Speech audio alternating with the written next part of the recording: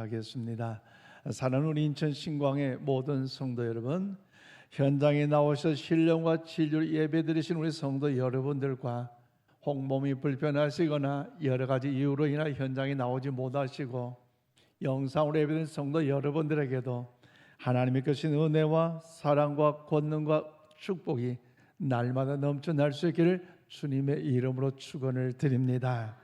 오늘 본 말씀은 지난주에 이어서 예수님께서 승천하신 직후에 제자들이 예루살렘으로 돌아오는 장면으로 시작되고 있습니다. 그러나 그들의 발걸음 단순한 행복이 넘치는 귀향이 아니었습니다. 왜냐하면 예루살렘은 그들의 두려움과 위험의 장소였기 때문입니다. 즉 예수님을 십자가에 못 박은 세력이 여전히 권력을 잡고 그 예루살렘에 있었고요, 또 제자들 역시도 언젠가 체포되기만 하면 순교의 이슬로 이제 죽을 수밖에 없는 그 두려움의 장소라는 거지. 그럼에도 불구하고 제자들은 예수님의 말씀을 붙잡고 예루살렘으로 돌아왔습니다. 본문 4절 말씀에 기록된 대로 제자들과 무리들은 예수님의 말씀인 예루살렘을 떠나지 말고 내게서 들은 바 아버지 약속하신 것을 기다리는 그 말씀, 그 명령을 따라서 순종하였습니다. 그렇다면 사랑하는 성도 여러분, 그들이 예루살렘에 가장 먼저 한 일은 과연 무엇이었을까요? 그것은 예수님의 제자를 포함한 120명의 사람들이 예루살렘에 돌아와서 가장 먼저 한 일은요, 바로 기도인 줄로 믿습니다. 기도부터 했어요. 오늘 보면 14절 말씀 우리 함께 봐드리겠습니다. 시작. 여자들과 예수의 어머니 마리아와 예수의 아우들과 더불어 마음을 같이하여 오로지 기도에 힘쓰더라. 아멘. 그래서 그들이 예루살렘에 돌아와서 두려움이 있었고 걱정이 있음에도 불구하고 저들은 뭐요? 하나님 앞에 온전히 다하여 마음을 다하여 기도했다는 거죠. 두려움과 불안 속에서도 그들은요 기도의 자리를 떠나지 않았습니다. 그러므로 사랑하는 여러분, 우리 여기서 알 수 있는 신앙의 본질이 있습니다. 신앙의 본질 무엇입니까? 교회의 역사는요 기도로 시작된다는 것입니다. 아멘이십니까? 그래요, 말씀과 기도가 만나 하나님의 역사가 열렸습니다. 그래서 위기 때 교회는요, 위기 때 교회 선택하는 무기가 아니라 무릎이고요, 위기 때 교회가 선택하는 것은 전략이 아니라 기도였습니다. 그래서 미국의 유명한 부흥사였던 무디 목사님, 화면에 나오죠. 전 세계 위대한 목사님 중에 한 분이셨고, 그래서 무디 신학교까지 생겼는데요, 이분이 하신 유명한 말이 있어요. 무엇이냐? 교회가 기도를 멈추는 순간 교회는 하나님의 역사를 멈추는 것이다. 저는 이 말에 동의합니다. 교회가 기도보다도 봉사가 앞서고 기도보다도 열정이 앞서면요 나중에 탈이 나요. 그래서 세계 기독교 역사를 보면 어느 시대나 기도가 사라질 때 교회는 힘을 잃었고, 기도가 살아날 때 교회는요 다시 부흥할 수가 있었습니다. 왜냐하면 기도는 단지 종교적 의식이 아니라 하나님과 연관되어 있는 생명의 호흡이기 때문입니다. 그래서 오늘 본문에 소개된 마가의 다락방도 바로 그런 자리였습니다. 성도들의 간절한 눈물의 기도의 자리였고, 갈급한 주님의 은혜를 사모하며 그 자리였기 때문에 그 현장 가운데 성령의 역사가, 다음 우리 나중에 나눌 그 말씀이지만 성령의 강력한 역사가 임재한 줄로 믿습니다. 그렇다면 사랑하는 성도 여러분, 오늘 본문 말씀을 통해서 마가 다락방에 임했던 성도들 그 모습 속에서 오늘 우리 모두가, 특히 인천 신광교회가 본받아야 할 것은 과연 무엇이라고 생각하십니까? 세계 정세가 강국이 자국 이익 시대를 통하여 어려운 나라들, 힘없는 나라들 핍박하고 있는 이 경제적인 문제 가운데 있은 이때에 대한민국 정치, 경제, 외교, 국방, 문화 참 어렵잖아요. 그렇다면 믿는 하나님의 자녀로서 과연 오늘 우리는 어떻게 신앙의 자세를 취해야 될까요? 특별히 11월 2일 우리 예수 사랑 큰 잔치를 앞두고 우리 더욱더 선포주를 지냈는데 과연 예수는 큰 잔치 무엇을 준비하고 어떻게 진행하고 무엇을 어떻게 우리는 더욱더 해나가야 할까요? 오늘 본문을 통하여 그 진리를 깨닫고 우리 모두가 하나님의 기쁨의 사람, 하나님의 사람 되기를 주님의 이름으로 축원을 드립니다. 저절로 12절 13절 말씀 보니까 예수님의 말씀에 순종하여 함께 모여 기도하였습니다. 그래요. 예수님의 제자들 보면 120명의 성도들은요 예루살렘으로 간다는 건 너무나 어려운 일이었지만 예수님의 말씀에 붙잡고 그 말씀에 순종함으로 마가의 다락방에 올라가 기도하는 믿음의 삶의 모습을 이룰 수가 있었다는 것입니다. 오늘 보면 12절 13절입니다.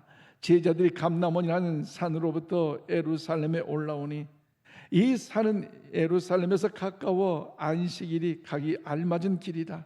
들어가 그들이 유하는 다락방으로 올라가니 베드로, 요한, 야고보, 안드레와 빌립, 도마, 바돌로메, 마테와 및 알페오의 아들 야고보, 살로신 시몬, 야고보의 아들 유다가 다 거기 있어. 그렇습니다.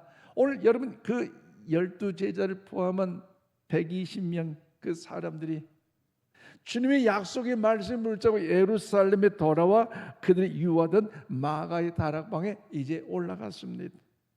그 발걸음은요 단순한 발걸음이 아니라 그 안에 중요한 결단이 담겨져 있습니다. 왜냐하면 예루살렘은 그들 가장 위험한 도시였어요. 앞서 말씀드린 것처럼 예수님을 십자가 위에 못 박힌 일에 그 권세자들이 여전히 그 자리를 지키고 있지 않습니까? 그리고 그들 제자들 역시도 적대감을 가지고 잡으려 하기 때문에 얼마나 불안함과 내일엔 염려가 있는 것 아니겠습니까? 그러나 그들은요 두려움을 따라 움직이지 않았어요. 그들의 기준은요 안전이 아니라 예수님의 말씀인 줄로 믿습니다. 쉽게 말씀드리면 예수님께 승천하시기 전에 제자들이 명령하셨던 말씀, 예루살렘을 떠나지 말고 아버지의 약속하신 것을 믿고 기다려야지. 그 말씀을 믿고 확신했기 때문에 그 말씀 명령에 순종할 수 있었다는 것이죠. 사실 제자들에게는요 이 말씀, 예루살렘을 떠나지 말고 약속하신 것을 기다리는 이 말씀은요 도저히 이해가 안 돼요. 계산이 안 맞아요. 용납할 수 없어요. 그럼에도 불구하고 그 말씀에 순종하여 더욱더 예루살렘에 왔다는 거지요. 여러분 보십시오. 잠시 집이나 고향으로 돌아간 사람 한 사람도 없었습니다. 제자들은 가룟 유다를 제외하고는 다 북쪽 갈릴리 출신이기에 갈릴리에 가족이 있고 생계 현장이 있어서 그래서 예수님과 지난 3년 동안 동고동락할 때는 그 가족들 제대로 보지 못했기 때문에 예수님이 하늘로 승천하신 이후에는 주님이 곁에 없기에 어때요? 이제 가족들이 돌아가서 가족들과 만남을 갖고 가족들과 일가 친척들과 이제 좋은 시간을 가질 법도 함에도 불구하고 그들은요 그것보다도 주님의 귀하신 약속의 명령을 기억하고 그 명령에 순종하여 예루살렘으로 올라갔어요. 근데 여러분 그 예루살렘에 올라간 마가의 다락방에 모였다는 것 이것은요 결코 쉬운 일이 아닙니다.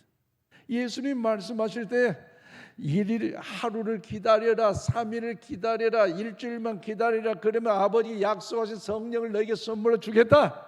그렇다면 있는 힘을 다해서 참고 기다릴 법 없다고 하는데 예수님은요 일주일인지 보름인지 한 달인지 1년인지 가르쳐주지 않았어요. 그럼에도 불구하고 주님의 약속의 명령이고 말씀이기에 의심 없이 열흘간 기다렸다는 거. 근데 마가의 다락방은요 그렇게 넓은 곳이 아니에요. 우리 장로님들 성지순례 다녀오신 분들 알겠지만요 120명이 그곳에서 있다는 것 가만히 있을까요? 기도하는데 여러분 얼마나 많은 사람이 모였기에 냄새도 나고요 그 공간이 협소하기 때문에 그 자리가 불편하지 않겠습니까? 그럼에도 불구하고 저들은요 온전히 하나님께 기도할 수 있었다는 것.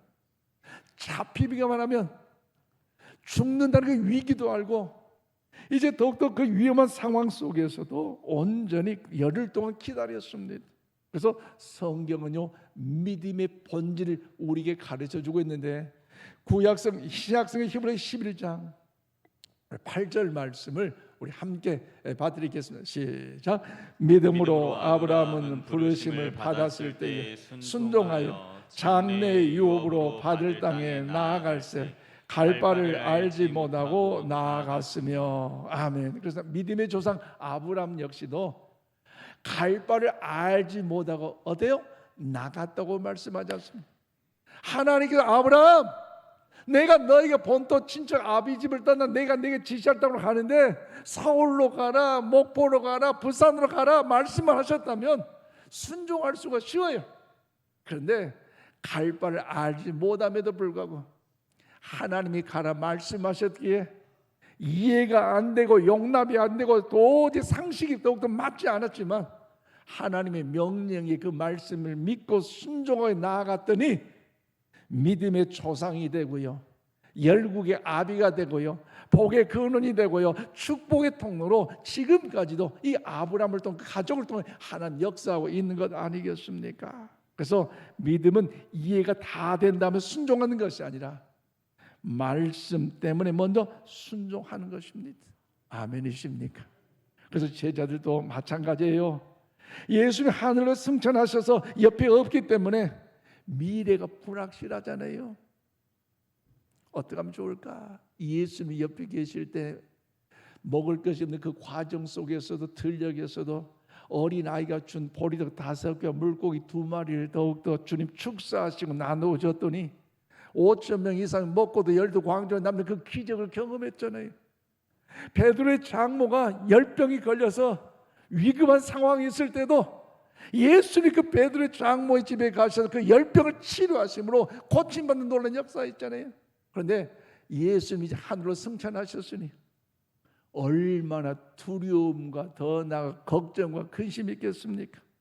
그럼에도 불구하고 주님이 명령하셨기 때문에 예루살렘은 위험했지만 예수의 말씀을 붙잡고 마가의 다락방에 올라갔습니다. 그리고 그 자리는 회의하는 자리가 아니라 그 자리는 성공 부귀 영화 자랑하는 자리가 아니라 기도의 자리로서 온전히 하나님을 의지하고 그 하나님을 바라보고 믿음으로 구하는 하나님의 영광을 위한 아름다운 자리인 줄로 믿습니다. 따라서 신앙은요 개인의 모험이 아니라 공동체의 순종의 여정입니다. 아브라함이 홀로 믿음 안에서 떠난 것 같지만 그 가족들이 함께 아브라함과 떠나감으로 인하여 또 그 가족이 아브라함을 통하여 하나님 영광과 구원의 역사 임하는 것처럼 여러분 순종의 공동체를 통해서도 오늘 마가의 다락방에 임했던 하나님 역사심이 오늘 인천 신광기를 통해서 나타나게 될 줄로 믿습니다. 그래서 순종은 단순한 개인적 선택을 넘어 공동체의 행위입니다. 누군가의 의심과 누군가의 두려움이 있을 수 있어 그럼에도 불구하고 함께 순종하는 것 이것이 바로 교회의 정체성임을 믿으시길 바랍니다. 그러므로 사랑하는 성도 여러분 우리도 마찬가지입니다. 우리의 삶에 이해되지 않는 말씀 앞에서도 계산이 서지 않는 우리 상황 속에서도 우리가 함께 모여 말씀을 붙들고 기도의 자리에 나오시기를 바랍니다. 기도의 자리에 서시기를 바랍니다. 바로 그곳에서 하나님의 역사가 시작된 줄로 믿습니다. 하나님의 역사심을 경험하는 일에 여러분 모두가 주인공이 되시길 주님의 이름으로 축원을 드립니다. 더 나아가 오늘 두 번째 14절 말씀 보니까 예수님의 약속을 믿고 모두 하나가 되어 기도하였습니다. 그래요. 예수님의 제자들을 보면 120명의 성도들은 예수님의 말씀에 순종하여 마가의 다락방에 들어갔고 그들은 예수님의 약속을 믿고 모두 하나가 되어 합심함으로 간절하게 뜨겁게 진실하게 기도하여 하나님의 영광이 된 줄로 믿습니다. 오늘 보면 14절입니다. 여자들과 예수의 어머니 마리아와 예수의 아우들과 더불어 마음을 같이하여 오로지 기도에 힘쓰더라고 말씀하고 있습니다. 그렇습니다. 초대교회는 오순절 성령 강림 이전에 흩어지지 않았고 마음을 같이하여서 모여서 기도를 멈추지 않았어요. 그래서 이 연합된 기도의 역사가 있을 때에 성령의 강권한 역사가 나타나게 될 줄로 믿습니다. 즉 우리가 여기서 눈여겨볼 건 뭡니까? 마음을 같이하여 이 단어는요 원어적 의미가 뭐냐? 바로 마음과 뜻과 방향이 완전히 하나가 되는 것을 의미하고 있습니다. 즉 서로의 차이, 세대 간의 차이, 또 신분의 높고 낮음을 그것 있지 않겠습니까? 그럼에도 불구하고 예수님 말씀에 순종하여서 모두가 함께 모여서 하나 되어서 하나님께 기도할 수 있었다는 거지요. 여러분 쉽게 말씀드리면 오늘 사도행전을 기록한 사람 누굽니까? 누가인데 누가의 직업 뭐예요? 원래 의사였어요. 의사 단순히 그냥 이론적으로 아니잖아요. 분석하고 연구하고 조직적으로 다 해서 사도행전도 그런 모습으로 기록됐는데 세밀한 하나하나 기록됐는데요. 사실 이 공동체적 기도를 매우 강조하고 있어요. 왜 그렇습니까? 기도할 때 하나님께서 역사하시기 때문입니다. 우리 아멘 하십시오. 아멘이십니까? 기도할 때 그 역사는 언제나 함께 기도하는 자를 통해 이루어 주시기 때문에 누가는요 이 부분을 성령님의 감동 속에 기록하고 있는 것이 또 놀라운 것은 그 모임에 여자들과 예수의 어머니 마리아도 있었어요. 그리고 예수님이 살아생전에 그 형제들 예수님을 메시아로 구원자로 믿지 않았음에도 불구하고 그 기도의 자리에 더욱더 저들까지 이끌려 와 있다는 것이지요. 이것은 기도가 사람을 변화시키고 아멘이십니까? 기도가 관계를 변화시키고 기도가 모든 것을 다 해결해 준다는 사실을 우리가 보여주고 있지 않습니까? 그러므로 여기에 표현된 오로지 기도에 힘쓰는 이 표현은 수동적 기도가 아니라 집요하고 적극적인 기도로서 그 원뜻은 뭐냐? 온 마음을 기도에 힘썼다, 힘을 모았다는 것을 의미하고 있습니다. 즉 기도는요 그들의 주된 작업이었습니다. 세상적으로 이해가 되지 않지만 할 일이 없는 것처럼 보이지만 그러나 그 기도의 자리를 통해서 사역의 출발점이 되지 않습니까? 그래서 기도는 교회의 동력이자 기도는 선교의 준비실이고 기도는요 성령을 맞이할 문인 줄로 믿습니다. 신학적으로 이 합심의 기도는요 오순절 성령의 역사심이 나타내 초기에 가장 시발점이 되고 있지 않습니까? 성령 임재는 우연이 아니라 기도하는 자를 통해서 기도하는 백성을 통해서 기도하는 곳에 임하게 될 줄로 믿습니다. 하나님은 기도에 이제 이 사역을 시작하는 과정 속에 현재만 역사하신 하나님이 아니라 과거에도 이 역사를 보여주셨는데 사실 이스라엘 역사 속에서도 동일한 원리를 찾을 수가 있어요. 구약성경 민수기 20장 16절 말씀을 우리 함께 받드리겠습니다. 시작. 우리가 여호와께 부르짖었더니 우리 소리를 들으시고 천사를 보내사 우리를 애굽에서 인도하여 내셨나이다. 이제 우리가 당신의 변왕 모퉁이 한 성읍 가데스에 있사오니 아멘. 그래요. 이스라엘 백성들이 애굽에서 400년간 종살이를 하고 있을 때 수많은 고통과 환난, 아픔과 상처 얼마나 힘들겠습니까? 그리할 때 개인적이 드린 하나님께 기도가 있죠. 하나님 우리를 도와주시고 우리를 살려주세요. 개인적인 기도도 있겠지. 오늘 본문에 우리가 여호와께 부르짖었더니 우리의 소리를 누가 들어요? 하나님이 들으시고 할렐루야. 우리의 소리를 하나님이 들으시고 모세를 보내셔서 이스라엘 백성들을 애굽에서 출애굽시킴으로 가나안 땅에 이르게 하는 일에 하나님 영광의 역사가 임하게 된 줄로 믿습니다. 그러므로 사랑하는 여러분 여기 중요한 뭡니까? 이스라엘 백성 개인적으로 기도했지만 또한 더 민족이 함께 울음을 지었고 공동체적으로 하나님 앞에 간구할 때 그 모든 기도를 하나님께서 들으시고 응답해 주신 줄로 믿습니다. 이것이 바로 오늘날 교회가 기도의 자리에 함께 나와야 할 이유입니다.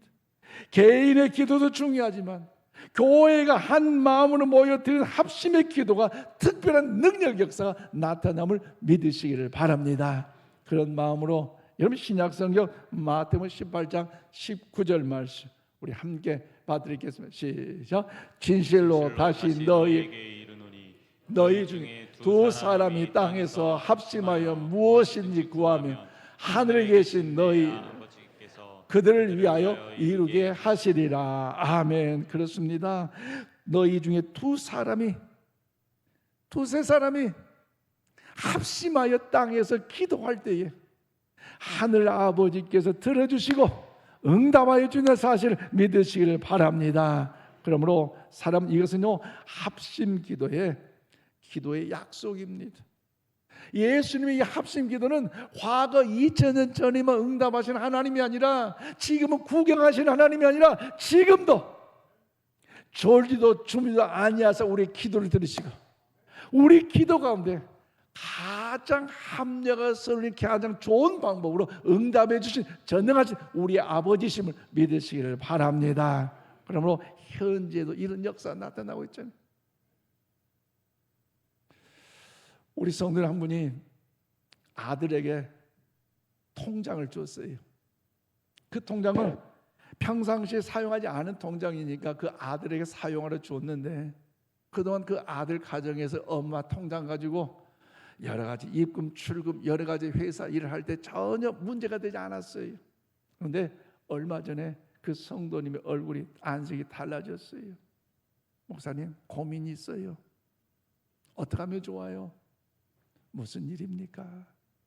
사실 몇 년 동안 내 아들에게 사용하는 통장을 줘서 사용하게 했고 나는 일절 그 아들에게 뭐 도움 받거나 용돈 받지 않으면서도 내 다른 통장이 있었기 때문에 자유롭게 그 공과금도 나가고 용돈도 쓰고 생활비도 쓰고 또 황금도 드리고 믿음생활 하면서 우리 가정생활 이렇게 남편하고 잘 살아왔는데 그런데 내 아들이 사용되는 그 통장에 내 이름으로 됐는데 다른 무슨 돈이 들어옴으로 인해서 그게 은행에서 문제가 생겼다는 거죠. 경찰에 신고가 되고 은행에 문제가 되니 그 성도님의 이름으로 된 다른 통장들 그 통장들 다 입금도 출금도 할 수 없는 어려움이었다는 거죠.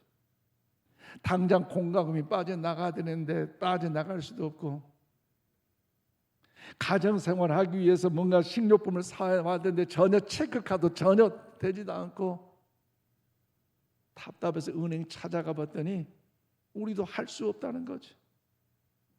어머니께서 그 통장을 이름을 빌려준 자체가 문제였고 그 자체로 인해서 요즘 일들이 많이 발생되는데 어쩔 수 없다는 거죠. 그래서 우리 성도님과 함께 기도하고 기도의 시간을 좀 가집시다 부탁을 했고 또 그분 역시도 그렇게 순종하겠노라고 하면서 우리 교회 역점에 기도하고 신방하면서 시간 기도의 자리에 나왔어요. 은행을 찾아가 보고 해결이 안 됐고 경찰서에 찾아가 봐도 해결 안 됐고 그 원인을 제공했던 다른 사람이 행방불명이 됐다는 거지. 그 아들도 그래요. 엄마 나는 전혀 그런 상관없는 돈인데 상관없는데 이렇게 돼버렸다고 미안하다고 어떻게 하면 좋냐고 얼마나 답답하겠어요. 그런데 일주일이 지나고 2주가 지나고 그 기도하는 그 믿음의 모습을 통해 하나님께 간절히 기도했더니 3주째 얼굴 혈색이 달라졌어요. 목사님 해결됐어요. 남의 이야기로 아멘도 안 하시네. 어제 저녁에 내가 그분에게 전화를 해서 오늘 말씀 준비하다가 제가 좀 간증을 할 텐데 해도 됩니까? 목사님 참 부끄러운데 그래도 꼭 필요하시면 하십시오. 허락을 받고 하는 게 이름 안 밝혀요.